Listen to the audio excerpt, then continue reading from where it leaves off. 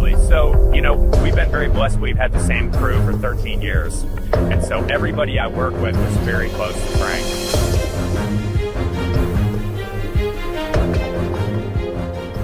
How do you get along with all the guys? Because you're like the female part of it. Yeah. How do you get along with them?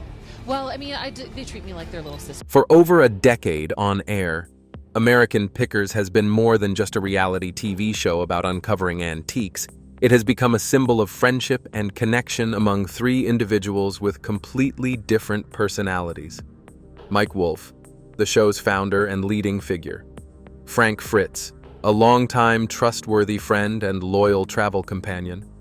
And Danielle Colby, the sharp and resourceful woman who handled logistics from the office while keeping the team's spirit alive.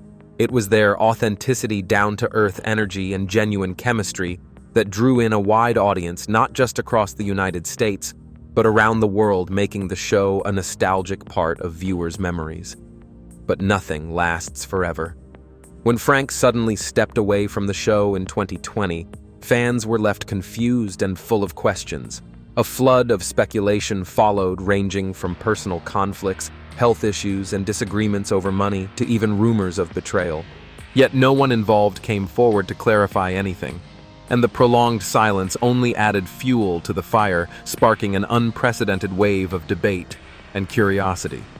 It wasn't until recently that new revelations began to emerge when Mike Wolfe and Danielle Colby made a surprising appearance at a public court hearing concerning Frank Fritz, who is now living under guardianship following a severe stroke. So what was finally revealed? Let's find out in today's video. 1. The courtroom encounter. That day, although the courtroom wasn't particularly large, it felt as if every gaze from millions of fans was focused on a pivotal moment. The rows of seats were neatly arranged, notes in the hands of attorneys, and the air was thick with emotion. This was clearly no ordinary hearing. There were no shouting matches, no heated confrontations between parties.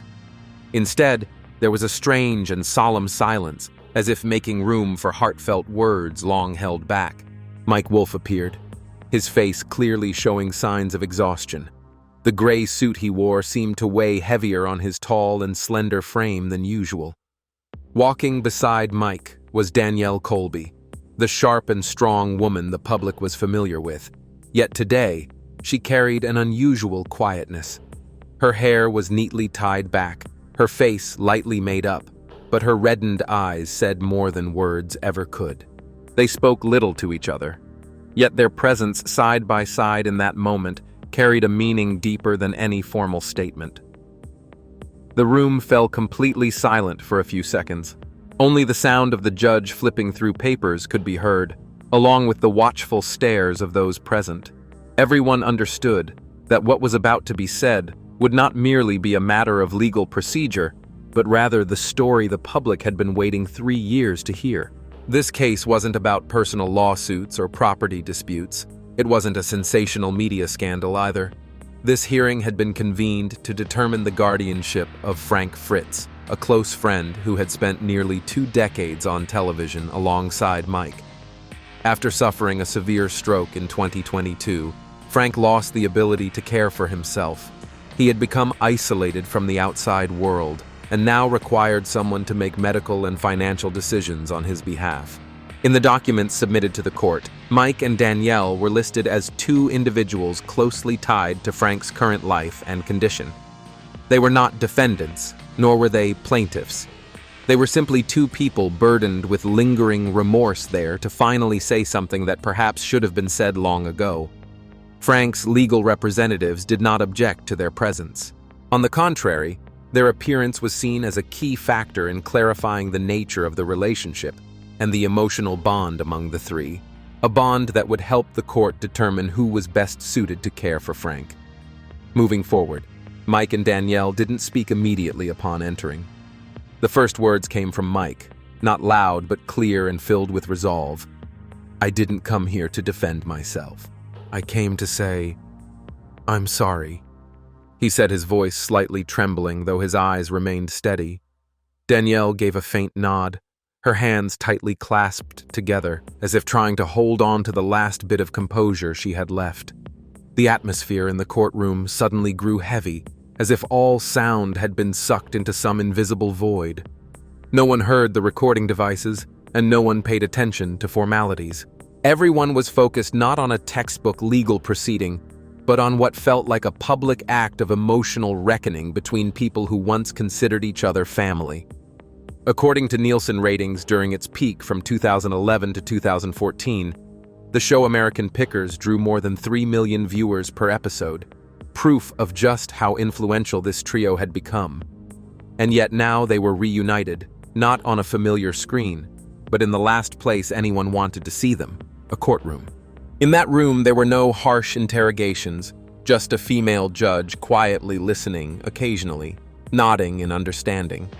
She knew this wasn't a punitive trial, but rather a special space one, where those involved could confront themselves and a friend who was no longer lucid enough to speak for himself. From this moment on, the real story begins. And starting now, viewers who thought they knew everything about these three individuals will finally get to hear it all directly from those involved, unfiltered by television edits, unscripted, and raw. 2. Mike Wolfe's admission. When Mike Wolfe stood at the podium, he no longer embodied the familiar image of the rugged man who had traversed thousands of miles in search of treasures within dilapidated warehouses and abandoned garages. That day, he appeared as a brother who had lost the chance to preserve a cherished relationship, a friend carrying the weight of disappointment. More importantly, it was the first time he shed the armor of fame to reveal the deepest truths held within his heart. "I should have called," Frank Mike began. His voice remained steady, yet the familiar deep tone now carried a hint of a quiver. "I should have reached out to him. I should have checked on how he was doing. But I didn't." This confession resonated not only within the courtroom, but also in the minds of those who had followed their journey since the early days of the show. Throughout nearly 300 episodes of American Pickers, Mike and Frank were an inseparable duo. Their synergy was so profound it seemed they could anticipate each other's thoughts. However, beyond the camera's lens, the audience was unaware of the mounting pressures from a relentless filming schedule. The producers' expectations and the burden of maintaining a successful television brand. Mike did not shy away from this reality. On the contrary, he candidly acknowledged that the overwhelming success of the show had gradually distanced him from what truly mattered. "I allowed work and fame to overshadow the most important thing: my friendship with Frank."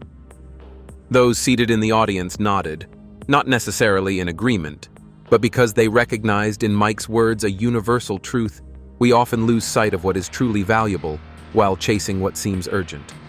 In 2020, when Frank departed from the show without a farewell, fans immediately sensed an irreplaceable void. His absence went unexplained, and Mike continued to appear alone on screen. After a few episodes, viewers began to question. Social media platforms were flooded with inquiries. Where is Frank? What happened? Did Mike and Frank have a falling out instead of addressing the situation? Mike chose silence. And in this courtroom, he explained why I thought things would eventually be okay, that we would talk again, return to how things were. But I was wrong. The prolonged silence only widened the gap between us. Mike glanced around the room. His eyes settled on an empty chair, the one reserved for Frank. Had he been well enough to attend that day? I believed I had more time, but none of us truly have as much time as we think, Mike stated. This was not just an admission of guilt, but also a poignant reminder, beyond acknowledging his own faults. Mike, for the first time, elaborated on the reasons behind their estrangement. He did not avoid the word conflict. Frank and I had our differences. In work styles, in the direction of the show, and even in deeply personal matters, there came a point when we could no longer communicate as we once did. And I didn't know how to bridge that gap. Frank had previously expressed in a brief 2021 interview with The Sun that he felt abandoned. I haven't heard anything from Mike. Not a single message. He said, a statement that fans remembered as a lingering wound. Today, Mike confirmed the truth of that sentiment, and he offered no excuses. I failed. I was too consumed by work to do the right thing. I thought I could call at any time, not realizing that one day that opportunity would be gone. This was not an attempt to justify, but a man earnestly reflecting on himself before the public and before a friend who could no longer respond. At one moment during the proceedings, Mike looked up not at the judge, nor at the audience, but seemingly toward a distant place. Frank wasn't just a colleague. He was a childhood friend who journeyed with me through countless adventures. His voice softened. I didn't call him. And now all I can do is say this here in front of everyone, hoping he hears me. Media consultant Todd Harris, who has guided numerous television personalities through crises, commented on this statement. It's rare to see a public figure openly admit fault without attributing blame to circumstances or others.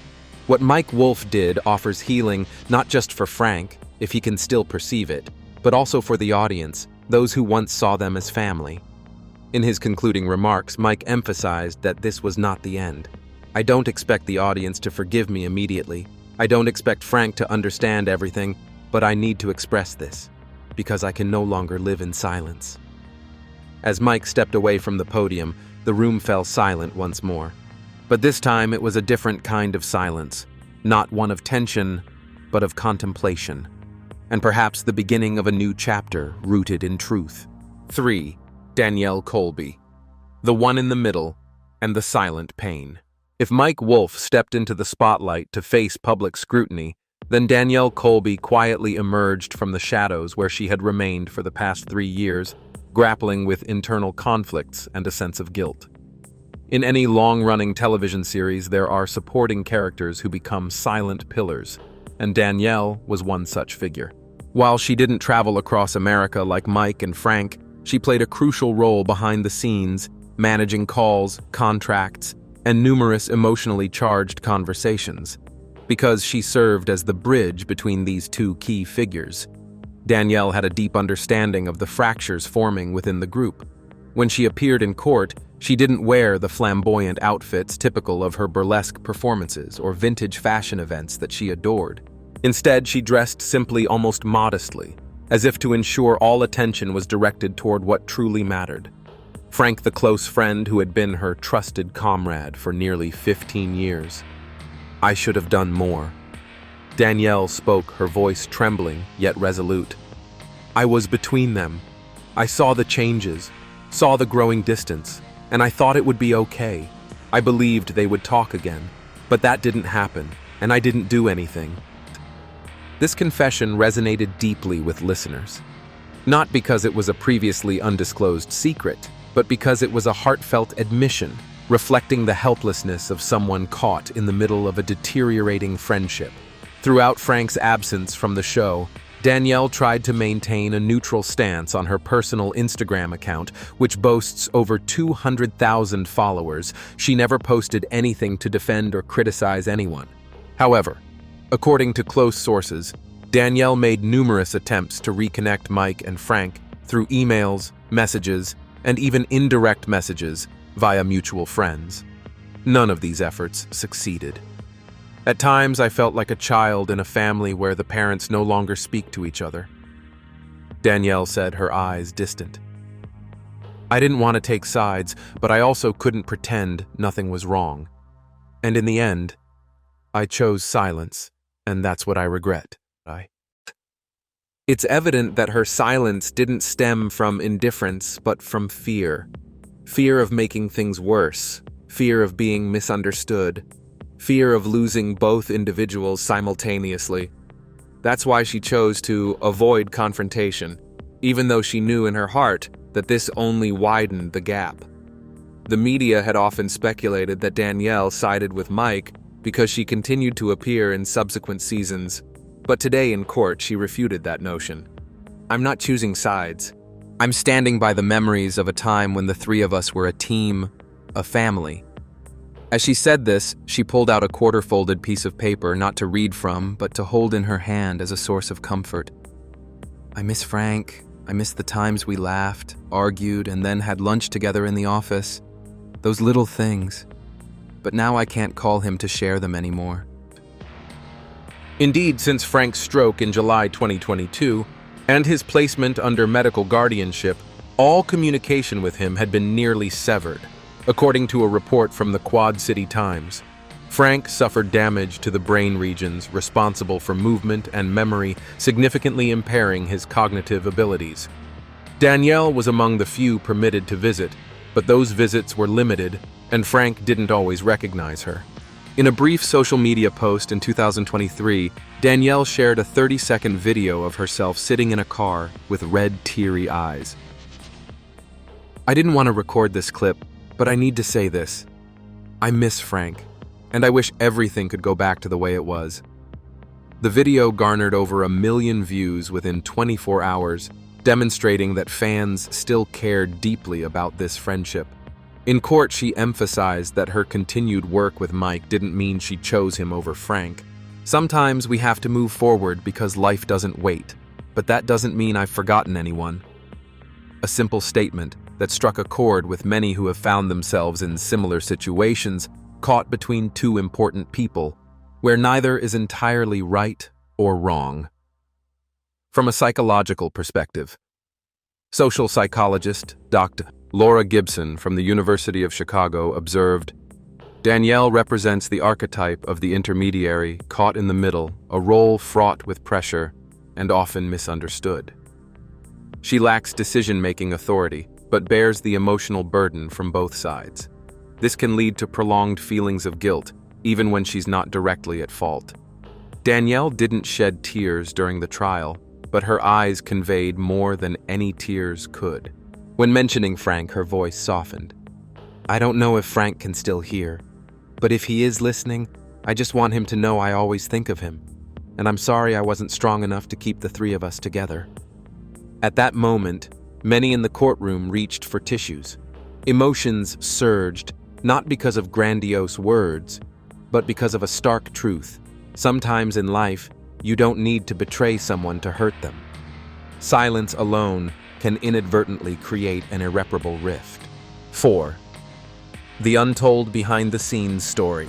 Beyond the scenes on television where viewers only witness joyful moments, humorous exchanges, and captivating negotiations with the owners of antique items, a different reality quietly exists. A reality without laughter, with few words, and completely unedited. At the hearing, both Mike and Danielle confirmed that their relationship with Frank didn't fall apart due to a single incident. There was no scandal behind the scenes, no heated argument, and certainly no shocking betrayal. As the media once speculated, everything seemed to have unraveled in a much quieter way, so subtle that almost no one noticed until things had already gone too far. I can't pinpoint that day, that specific moment. There wasn't any clear turning point Mike shared. It just happened. The phone calls became less frequent. The conversations got shorter. The silences grew longer after each work trip. Those seemingly insignificant details were actually the first signs that the bond between them was slowly fading, according to researchers studying long-term creative relationships. Notably, Professor Linda Hemmings from Yale University. There is a concept known as silent erosion. It describes a phenomenon where no specific conflict exists between two people, but over time they lose empathy due to changes that are not shared or updated with one another. And it seems that's exactly what happened between Mike and Frank.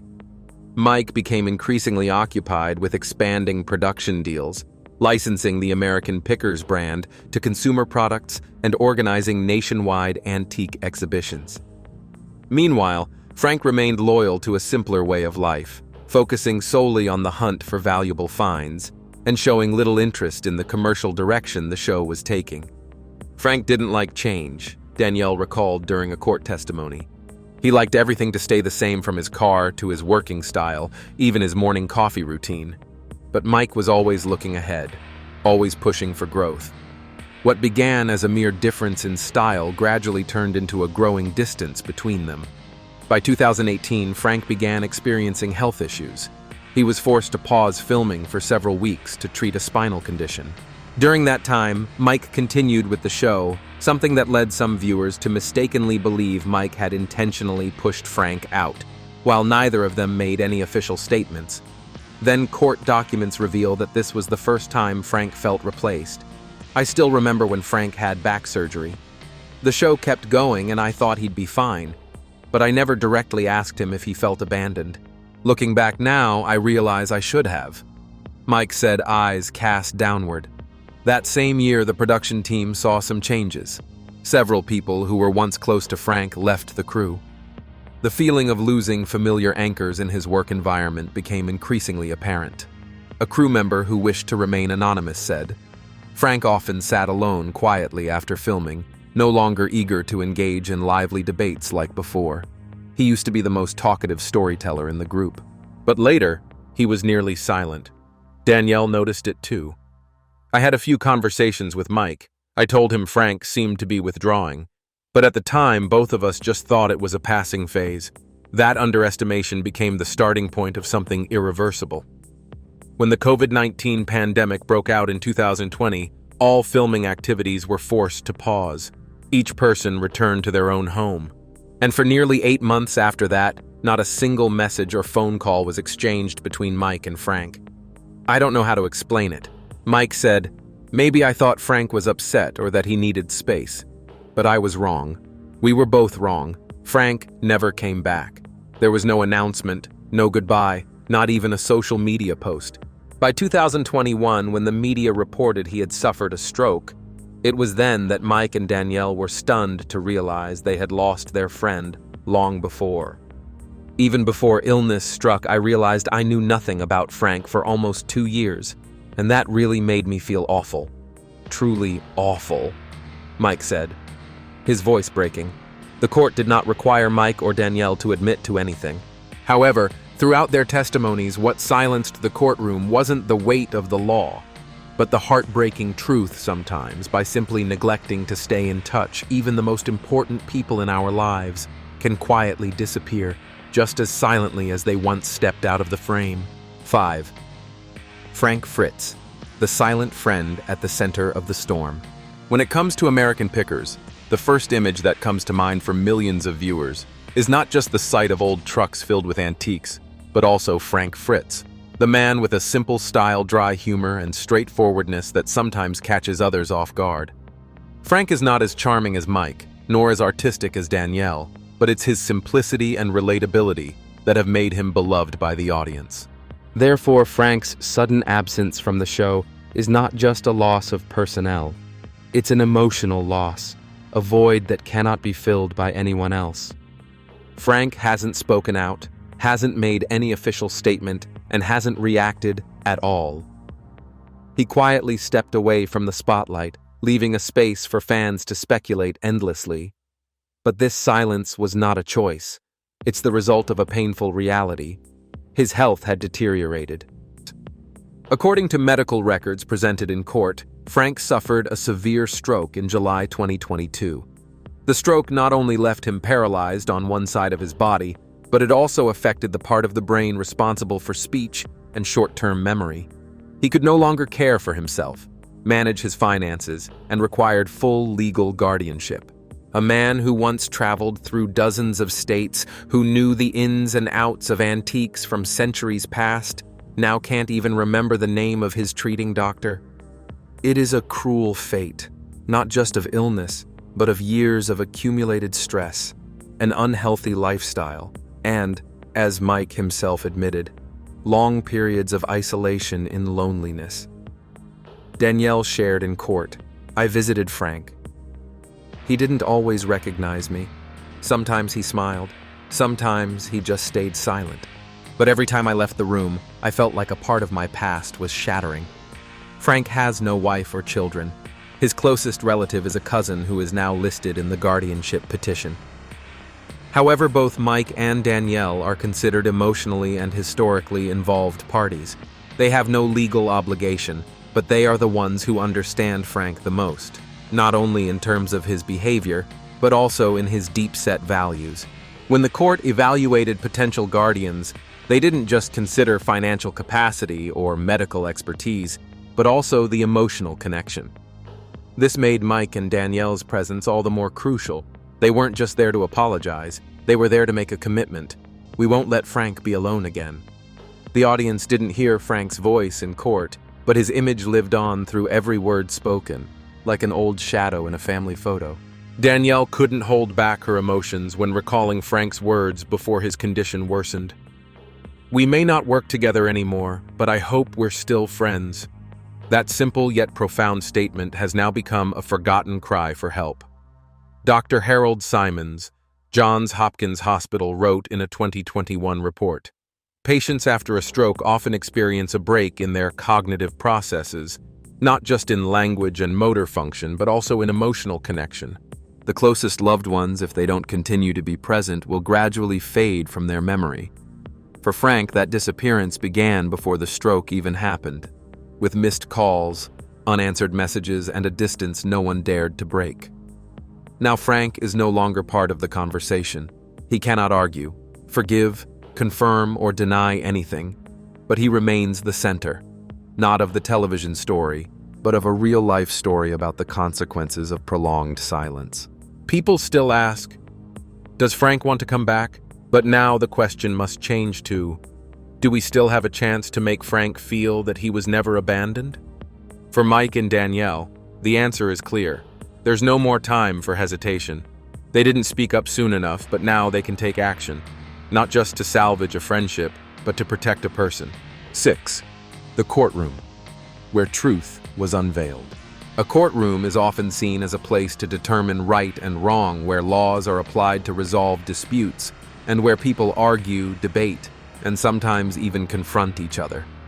But the hearing involving Frank Fritz was unlike any other. Not because the main figure was a public personality, someone beloved by viewers, but because it wasn't a place for accusations. It was a place where unspoken truths finally had to be faced. In this courtroom, no charges were announced by the attorneys. The judge didn't raise her voice in reprimand, and no one stepped forward to win or lose. Instead, the hearing became a sort of projection room where each person was confronted with a truth they had long tried to deny, that even the smallest things we ignore can ultimately lead to consequences that cannot be undone. The judge, a woman in her 60s with silver hair and eyes full of compassion, couldn't hide her emotions after hearing the statements from Mike and Danielle. We often think the law operates solely on rules and clauses, but sometimes our job is simply to listen, she shared. And today what matters isn't who has the legal right to decide for Frank, but who still has the heart to walk beside him. Her words were more than a legal pronouncement. They were a reminder of emotional responsibility, something rarely mentioned in the world of reality television. Because behind the glow of fame and the laughter on screen, there are real people with feelings, with wounds, and with unavoidable mistakes. Mike and Danielle admitted their faults. They didn't resort to legal maneuvering, didn't blame the circumstances or each other. They made no grand legal promises, just heartfelt apologies, choked up voices, and a vow not to leave Frank alone ever again. In typical civil trials, one side proposes and the other side objects. But in this courtroom, the most moving moment was the natural, unscripted consensus that Frank deserved to be cared for by those who truly loved him, even if they had once failed him.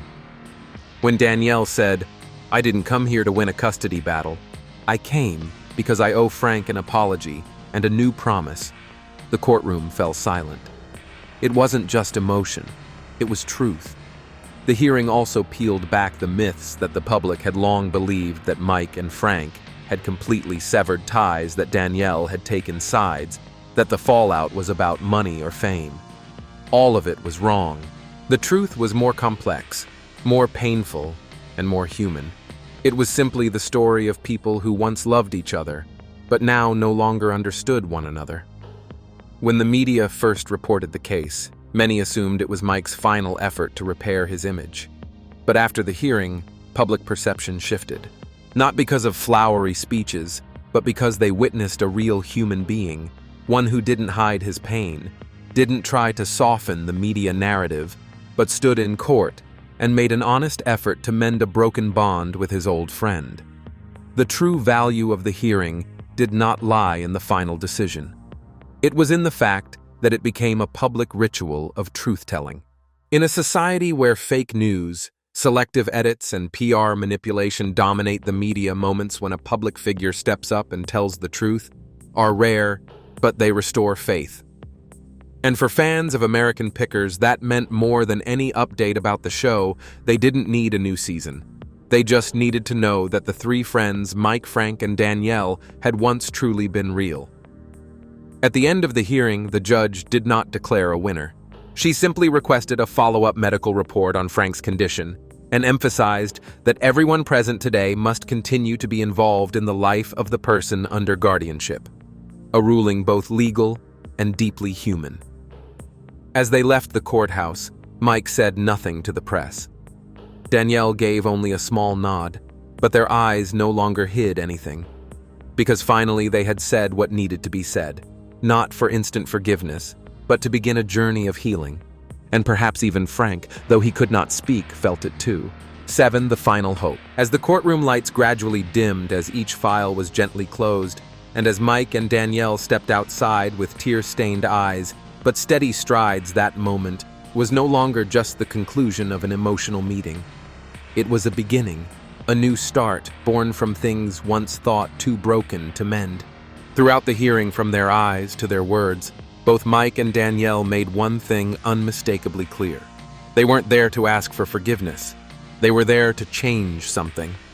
Gone were the rehearsed apologies, gone were the carefully crafted statements meant for the media. In their place was a simple, heartfelt, profoundly human promise: we will not let Frank be alone anymore. Mike, once criticized for being cold and overly obsessed with fame, made a public vow to visit Frank regularly, regardless of his mental state. "I can't turn back time, but I can be there for him from now on," he said. A simple declaration, but coming from someone who had previously chosen silence and distance, it marked a major transformation. And Danielle, once used to playing the role of mediator, no longer stood in the middle, she now stood beside. "I will be with Frank, whether he remembers me or not, whether we can talk or not. What matters is that he won't be alone," she said in court. And it wasn't just about physical presence, it was about an emotional bond, something Frank had long been deprived of in the final years before illness struck. Neither of them expected things to go back to the way they were. Frank might never fully recover. The friendship might never return to its original form. But what they hoped for, and what everyone present that day could clearly see, was sincerity. And in a world plagued by quiet, emotional wounds, sincerity is often the first medicine for healing. Following the hearing, fans of American Pickers flooded social media with heartfelt messages. "I don't need Frank to return to the show. I just need to know that he's being cared for by the people who once called him family." One Reddit user wrote, "These comments weren't meant to praise Mike or Danielle, but rather to express this: sometimes what we truly need isn't a perfect ending. It's an ending marked by genuine effort." The media response was equally positive. Outlets like People and Entertainment Weekly described the hearing as a rare display of real remorse, unmanufactured. If forgiveness can happen, it will come from actions, not from statements or PR campaigns. Reconnecting does not mean starting over. For Mike and Danielle, it simply means showing up when it matters. It means making the call even when no one answers. It means visiting even when you're forgotten.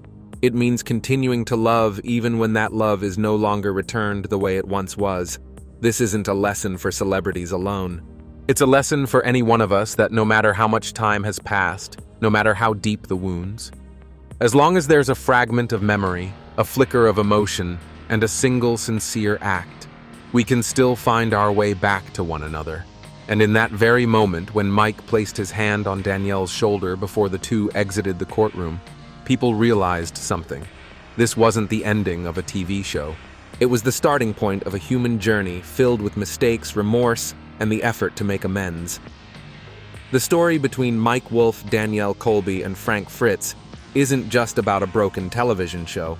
It is a quiet tragedy of a forgotten friendship, of a silence that stretched so long it seemed irreparable, and ultimately of the unavoidable confrontation with truth. From belated apologies to present-day promises, they stepped out from the shadow of fame to do the simplest, most meaningful thing, to return to being human. This hearing didn't close with a verdict. It closed with an acknowledgement that sometimes the greatest mistake isn't some cruel act, but prolonged indifference. But from that moment on, they opened a new path, one of genuine action, of honest emotion, unembellished, unperformed. And if there's one lasting message from this story, it's a simple yet profound one. Don't wait to say you're sorry. Don't let the people you love feel abandoned.